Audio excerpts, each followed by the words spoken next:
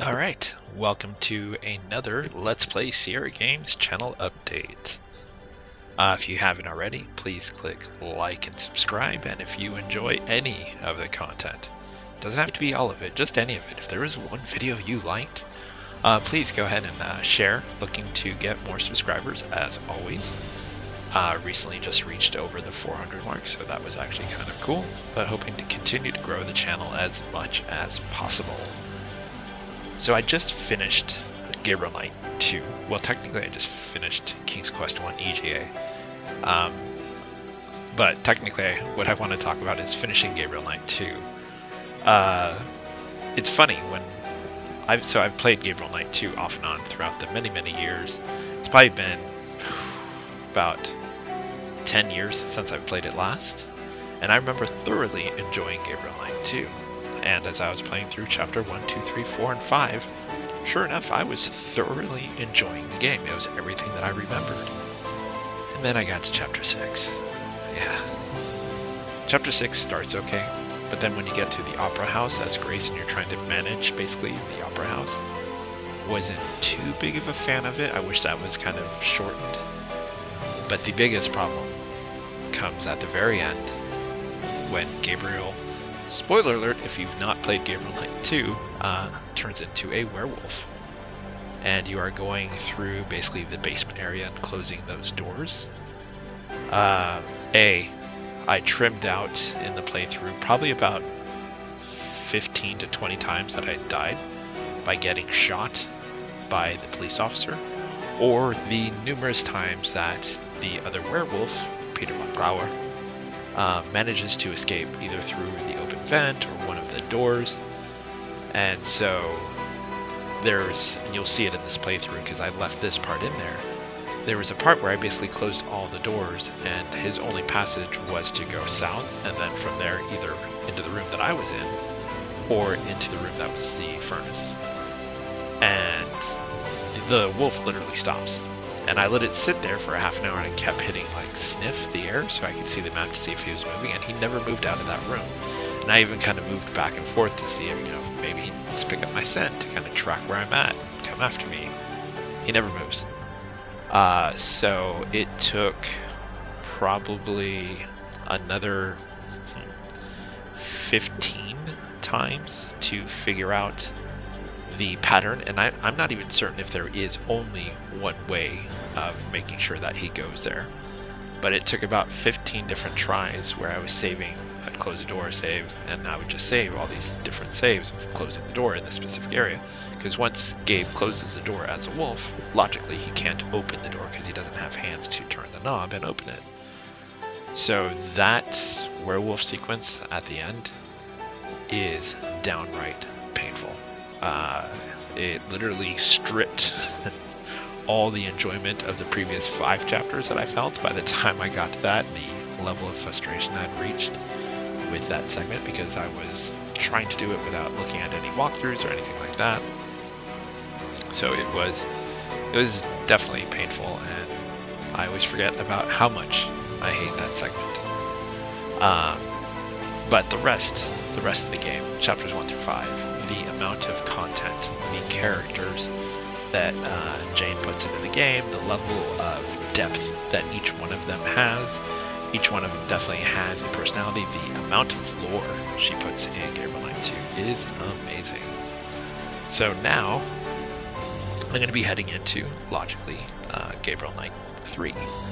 Gabriel Knight 3 is such a different game than the other two. So, Gabriel Knight 1 was your standard.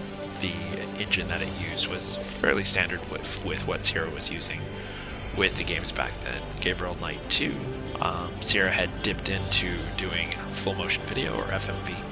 So there was there was games like Phantasmagoria, which were amazing, and they even did Phantasmagoria 2, which was also FMV.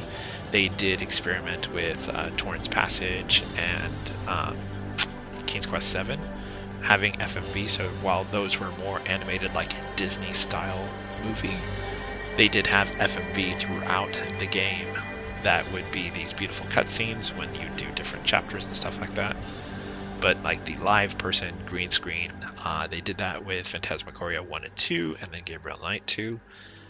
Gabriel Knight 3 ventures into basically 3D modeling, and it is such a different way of playing, because not only can you do the standard where you click on something and Gabe will walk up to it, but you can also take the camera and move it around the room while Gabe stays in the same location. So you can actually kind of pan around an entire room and kind of move in between doors and stuff like that, kind of go around hallways and see things that Gabriel can see around him, which is actually really, really cool.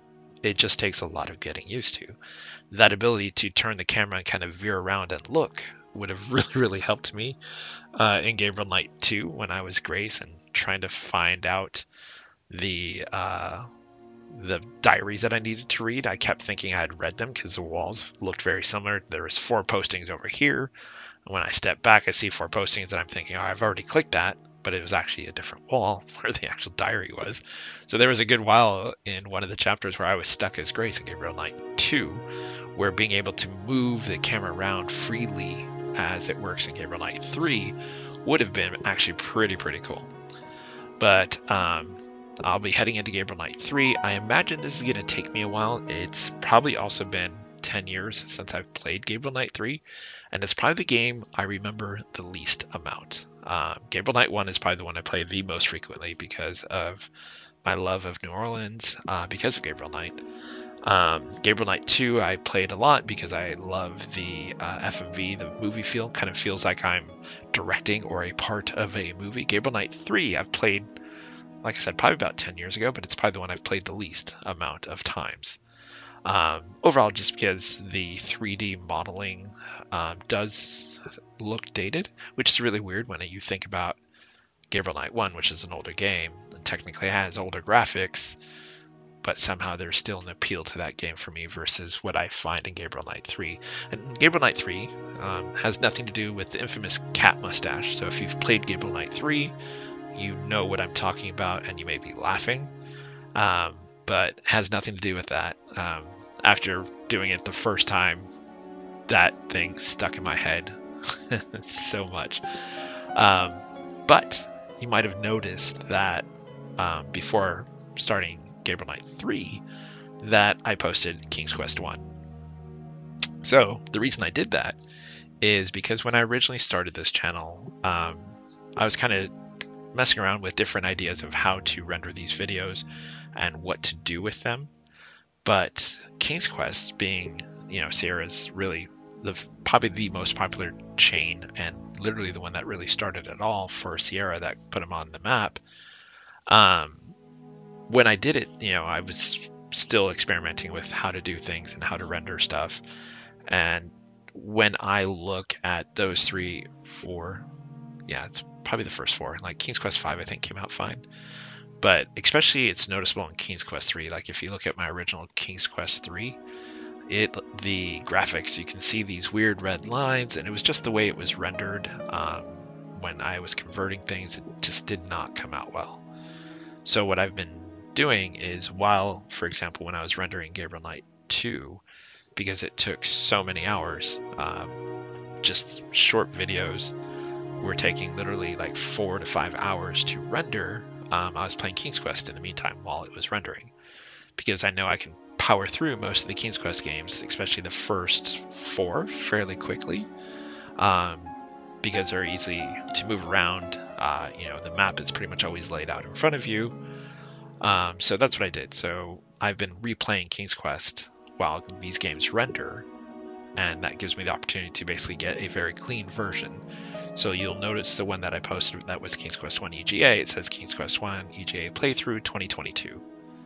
So I may do a commentary version of that as well, just to redo the whole thing, but that may come later. Right now I'm just going to go ahead and focus on Gabriel Knight 3. So once again, if you have enjoyed any of my YouTube channels stuff on here, whether it was one video or all the videos or none of the videos, why not just share it and say, look how horrible this guy is? And maybe someone out there will actually, when they see how horrible I am, may actually like it.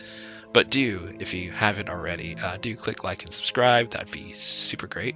As I said, I am still trying to grow this channel, and I am spending a lot of time dedicated to this channel because I would really like to do far more with it. All right, thanks.